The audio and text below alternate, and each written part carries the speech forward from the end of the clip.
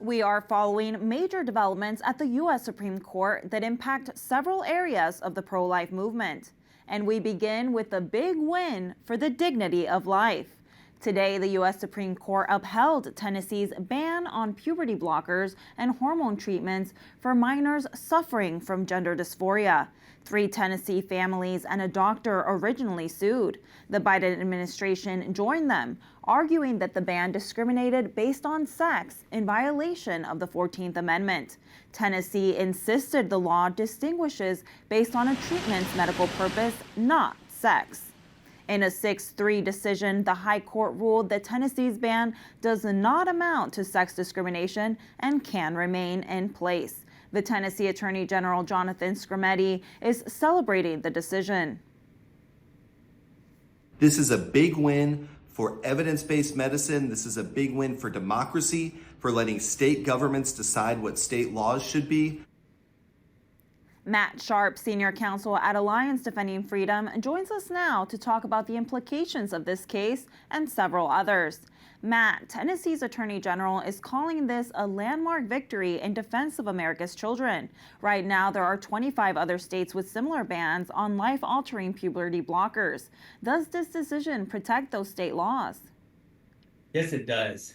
No child should be subject to these dangerous puberty blockers and hormones. And in response to the growing evidence, over half the country have passed laws like Tennessee's that protect children from these puberty blockers and hormones and instead prioritize good counseling to help children struggling with gender dysphoria. So we hope that this continues to lead to more states passing laws protecting kids from these drugs and surgeries, because that's ultimately going to be good for kids in our country struggling with these issues. Now, on Monday, justices did rule in favor of Catholic nuns fighting New York State's abortion mandate, which forces them to cover employees' abortions. Justices ordered a New York court to take another look at the challenges. Quickly, can you share your thoughts? Yeah, over 10 years ago, the U.S. Supreme Court ruled in Hobby Lobby and Conestoga Woods that the federal government can't force people of faith to pay for abortions. New York is trying to bypass that, and so it was great to see the Supreme Court intervene and step in and tell the New York courts, you need to follow the law, you need to protect religious liberty, and you shouldn't be forcing nuns to pay for abortions.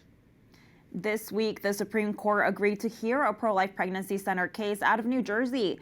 First Choice Women's Resource Centers, which Alliance Defending Freedom represents, is fighting a subpoena from the state attorney general. That subpoena seeks a list of its donors, advertisements, and medical personnel. Can you talk to us about this case and its implications for pregnancy centers across the U.S.? Well, for many years, the New Jersey Attorney General has been very hostile to pro-life groups, including pregnancy centers. It's labeled pro-life groups as extremist, and in this case has been trying to use subpoena power to force First Choice to disclose 10 years plus of information. So we're encouraged to see the Supreme Court take up this case, because this is part of a larger nationwide pattern of attorneys generals and government officials going after pregnancy centers, trying to discriminate them and to undermine the life-saving work that they do for women and children. Another case justices agreed to hear this week is a lawsuit that challenges Colorado's ban on conversion therapy for minors suffering from gender dysphoria.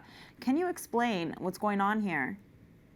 Well, Colorado's law forces kids down a one-way street that leads to the puberty blockers, hormones, and dangerous surgeries that can have irreversible consequences for young kids. And it does so by censoring counselors like our client, Kaylee Shiles, who want to help kids who are dealing with these struggles, who want to help kids to find comfort with their biological sex and their bodies.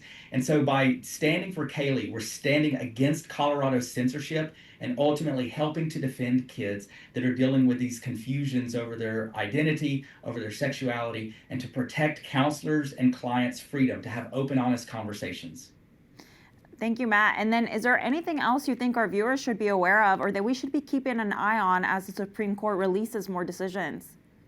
Well, we're hopeful for a great decision in the Mahmoud case. This is one of dealing with parental rights and the ability of families to shield their children from dangerous, harmful content being pushed on children in public schools. So we want to see parental rights be further protected by the U.S. Supreme Court and hope for a decision here in the next week or so in that case. That's great. Thank you so much, Matt. Thank you.